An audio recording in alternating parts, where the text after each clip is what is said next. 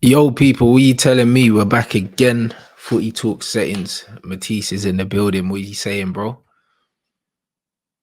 Yo, you're muted, my G. You're muted.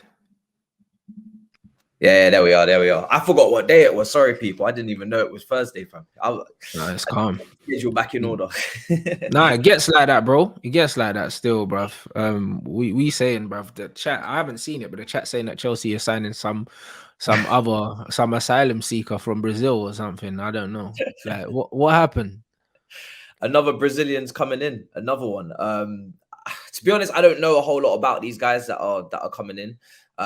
There's another one as well. So I'm waiting to see if that one comes through. But this is the first Brazilian box-to-box midfielder playing in the second division, I believe, at one point. But Martinelli, I guess, was in the fourth, so I can clutch onto that. But listen, I don't know these guys. I don't know these guys. Do you know what I'm saying?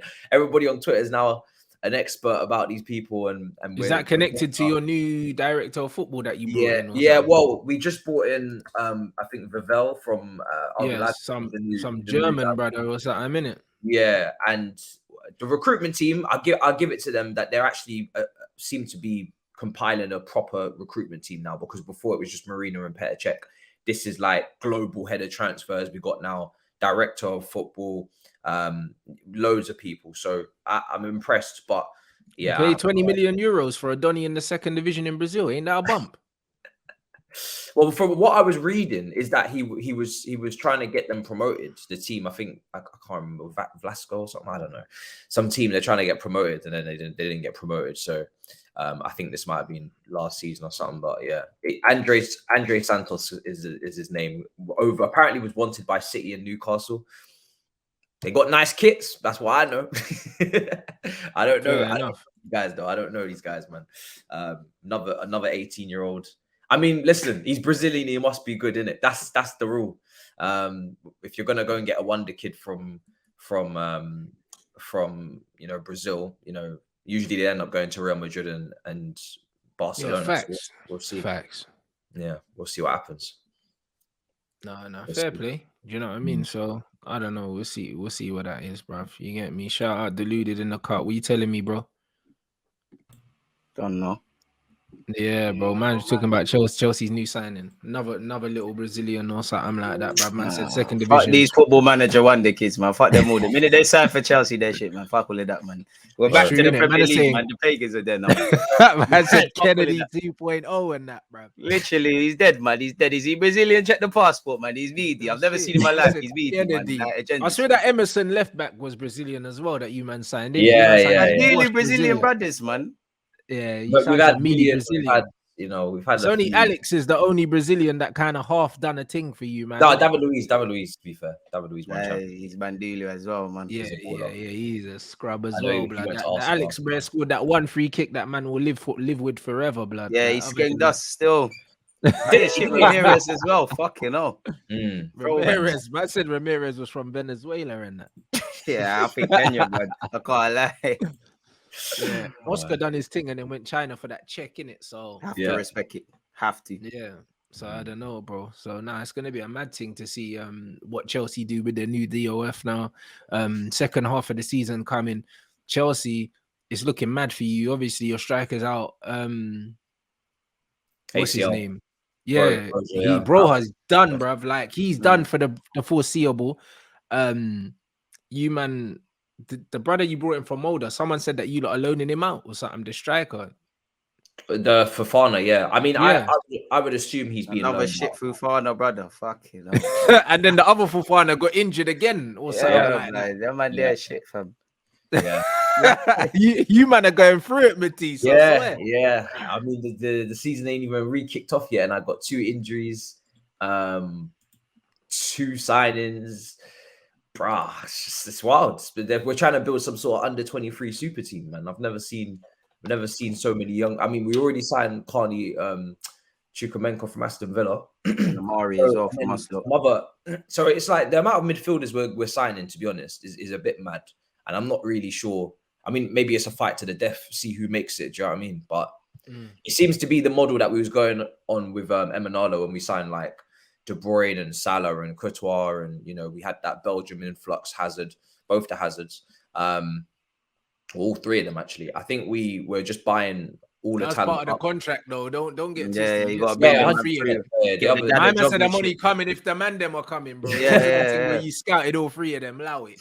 No, 100%. So I just think they're trying to buy up all the young players, and then we'll see who makes it. But I don't really mind it because I'm kind of tired of going to these RB Leipzigs and these.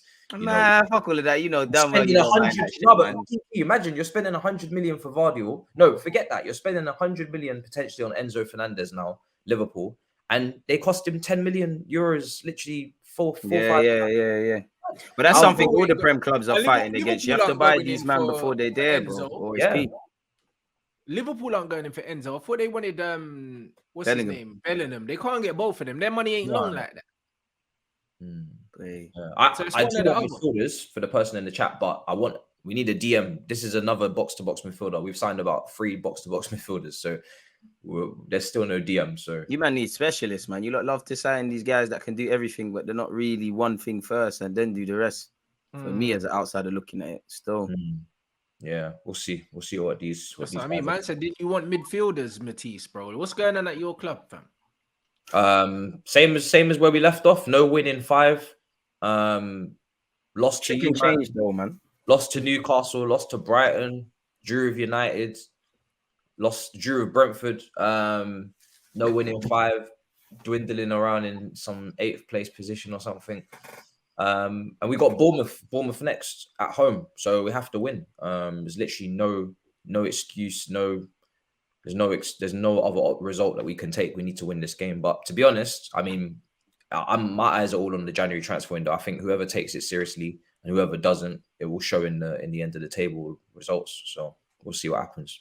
Yeah, 100%. So what do you envisage? That do you think there's going to be any notable signings coming in January? Not really, and you're just gonna have to kind of ride it out because losing, obviously your striker, losing another centre back, bro. Like Chelsea need centre forward reinforcements, blood. Obviously you've been linked with Memphis. Arsenal's been linked with him, so have we. Like, but you can't just be going into the second half of the season with just Aubameyang up front, blood. Aubameyang. I don't even want to go into the season with Aubameyang up front. He's a good player, man. Aubameyang 30 still, man. Forget only. It used to be us laughing at Arsenal because they were having the banter in the dressing room and throwing blades and Aubameyang and Lacazette handshakes, and now we got that shit. Do you know what I'm saying? It's not fun. I'm not enjoying it at all, man. I hope this is his first and last season. I'm not gonna lie. You need experienced players, man. He's been there, done it with the t-shirt. Aubameyang will come good, man. Wearing the number 9, big challenge as well. He's cursed at Chelsea. He's lit, man. He's lit. I said he's gonna rise to the challenge. He's gonna rise to it. You got him, Shelley and Fraser, Hugh Wizzy at left back. The man there, man. I'm scared of Chelsea, bro. Yo, DG plays too much, man. You know what I said? Goku as well. The minute he plays, he's When's the Arsenal Chelsea game? It gotta be soon. I don't know, man. I don't know, but we're not watching them, man. There, if they play like how they did at Stamford Bridge, you're not watching them, man. There, man. I can't lie. Yeah, I've missed this shit. I can't lie. Utah line has got an Arsenal tattoo from. I swear, I'll never understand. Yeah, it's mad, man's really got an Arsenal tattoo play under the blue shirt, bro, this is some secret super agent bullshit, bro. That's what this is. Do you know what I mean? Yeah, man's crying inside, blood. I see when he had all his family in the Chelsea shirts and that at the barbecue. Yeah, and all the Chelsea fans were getting gassed. So, and I was just looking at everybody thinking, you man are very unserious right now because it's just not what you want to see, man. I'm not gonna lie. But he's only got like 18 months deal though, so it's not even that deep. Yeah, it's still, I gotta live for it, DG, every day. I gotta wake up, know that he's starting up front. Know that he's gonna score 10 Premier League goals. You heard it here first, man. He's gonna do the front flipping shit. I know that he doesn't give a damn, man. Do you know what I mean? Hopefully he scores goals because that's his job. But I think he's got 4 Premier League goals and 2 in the Champions League, something like that. It's not exactly. None of your attackers are really, to be fair to Aubameyang, banter aside, no one's like, obviously I hear you with Aubameyang, but no one's playing good. So it's like there's a whole collective tax. Yeah, no one's playing well. I think I'm very surprised at Potter so far that he hasn't at least tried to stick to one particular try and implement one style. It seems one day we're doing counter-attack, which is what we was doing against and also United. one system as well, bro. Like so a little bit 111. This Brer, like the worst thing a new manager can do is rotate, blood, all the time. I feel like every time I watch Chelsea, they got a new 11, bro. Like every game, bro. Like Potter changes the team every week, and it shows that he doesn't even know what his best team is. He doesn't know what his best style is. He doesn't know what he wants to do with the current players he's got. It's almost like he's spoiled for choice, and that's what a lot of them smaller managers do. They get bigger jobs, and they're used to just working with 13 man. You know them, man. And then all of a sudden they got scored at 25. They don't know what to fucking do, bro. He probably knows it's a free hit as well. So he's like, let me try experiment and find the thing. But at the same time, I agree with you. You need to find a system, just get 3 points. The players that are performing, do what you need to do and try and achieve what Chelsea are doing, man. But he probably knows he's kind of got, I don't know for the new regime, because historically at Chelsea, you don't get time like that. But he probably knows that there's a lot of question marks before you get at him, man, in my opinion. Yeah. And that's one thing that he's got, is he should have time, but you still have to do the bare minimum in terms of results. We can't be out here losing to Bournemouth, Nottingham Forest back to back, and then there's no red flags. Do you know what I mean? 100%. I mean, we have Man City in the FA Cup. We're out of the Carabao Cup. We have Dortmund in the Champions League. God forbid all of that ended up in L's. And we were dwindling in 7th with nothing to play for in February. But when you man are Buki, you always do well in the champs. That's why I don't want to laugh. I hear that, but see, that was the old Chelsea. I don't know what the new. I feel like because Todd Bowie's coming and this manager's London Cowboys coming, I kind of want to get rid of all of that heritage and just wipe it, because that was the Roman era. It's kind of irrelevant now, isn't it? Big manager comes in, big name, buy your way to success in terms of no process, no projects, not really too many young players apart from that transfer ban. We just going for it, and that was like Chelsea heritage. Now, new owner, new recruitment team, new manager who definitely hasn't, got a CV of doing that. He's more about developing players, and he's been moving up the ranks from Ostersons to Brighton. I can't really even pretend that Chelsea is still there. I'm looking at a Chelsea team that have lost 5 cup finals in a row at Wembley. So I'm not really gonna hang my hat on this, last season hurrah, snag a trophy out of nowhere. I think if we're gonna go through this P word that I don't like to say, then I think that's gonna come with some problems along the way. But there's gonna be teething problems, man. Yeah. So I don't think we'll win anything this season, to be honest. I think I'll be shocked. Unfortunately, I'll be shocked. I'm talking about winning shit, right? Yeah. Just aim for top. That's what DG's implying, though. About, I hear you, but fam, like that man saying it's looking like Villas Boas, blood. This Potter thing, blood. Like that, the AVB. You know what I'm saying? Both the gingers and that. You know what I mean? It's the ginger managers, bro. It's the ginger curse, bro. Graham Potter just needs to go back to being a tracksuit gaffer, because I knew he was. The thing that made me think he's gonna do a bit booky is he started getting new haircuts and wearing suits. Just do what got you the job first, man. Then install the drip. He's not. He's taking the hard road for no reason right now. It's a testing period for everyone, man. Actually, Banner, I think Chelsea will come through it. I hope not. I hope you don't turn your season around for obvious reasons, but things can change in a blink of an instant, really, man. You know what? It's a mad thing, because I'll be fair, man for man, when I look at Chelsea, I just don't see how they come through this respectfully, innit? Because Ziyech is my dog, but he don't want to be at Chelsea. You know them, especially not after that performance with Morocco. Well, they are Champions League winners, man. You don't turn bad overnight, man. He's not happy, bro. Ziyech ain't happy. Pulisic ain't happy. Again, he played well for America. Would you be happy playing for racist dons? Yeah, but he wasn't happy playing for Chelsea, bro. And then you look at Kai Havertz, looks like he's got a confidence crisis, because when he's wearing the German shirt, he looks like he wants to be there. Different sort of beast. Yeah. With Chelsea, he doesn't look like that. Do you know what I mean? Aubameyang's there for the vibes and the check. Thiago Silva's different gravy anyway. He's a different gear. Like, he's probably one of the best centre-backs of his generation. He might be the best. Probably is the best. Do you know what I'm saying? Ben Chilwell, I don't know if he's fit or injured or whatever. I don't know what's going on with Chile. Is he still injured? I think, yeah. Oh, yeah. I think he's still injured. Yeah. Oh, Matisse don't even care. There you go. Chilwell's injured. Reece James, is he still injured or is he back now? Apparently, he's working his way back, but for Matisse don't even know. Matisse is checked out of the season. He just wants to be back doing watch-alongs on Don Robbie's press channel. conference hasn't happened yet. About Chelsea. The press conference hasn't happened. Check out, man. Bruv, I asked you how your players are. He's like, I don't even know, Bro, the press conference hasn't happened, bro. I have to wait. Man said he's waiting. If I'm going off what they're saying for the World Cup 5th place, 6th place payoff and that, bro. He's waiting. Flying monkeys about what's going on right now, man. They're killing my guy, man. If I'm going off what they're saying on Twitter, then apparently they are back. But I'm waiting for the press conference tomorrow because I think the press conference for Bournemouth is tomorrow. So I want to see if these men are if they're actually fit and ready to play, and it's not just being written out and some source from God knows where. But if this was Football Manager, you would simulate to the end. You would go on holiday because it is looking long. You would. Unless we get serious in the January transfer window, we need to bring in a striker. But again, I don't want some stopgap nonsense. You know how I feel about the whole Ronaldo thing. So I don't know where we're going to turn to there. And then I don't think it's wise to just push Fofana into the backup role because he's come from the Norwegian league. That's a massive jump. And then we need to get a midfielder in as well. But,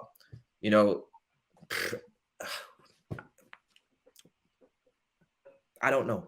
We'll see what happens. Do you know what I'm saying? I haven't checked out, but I haven't checked in.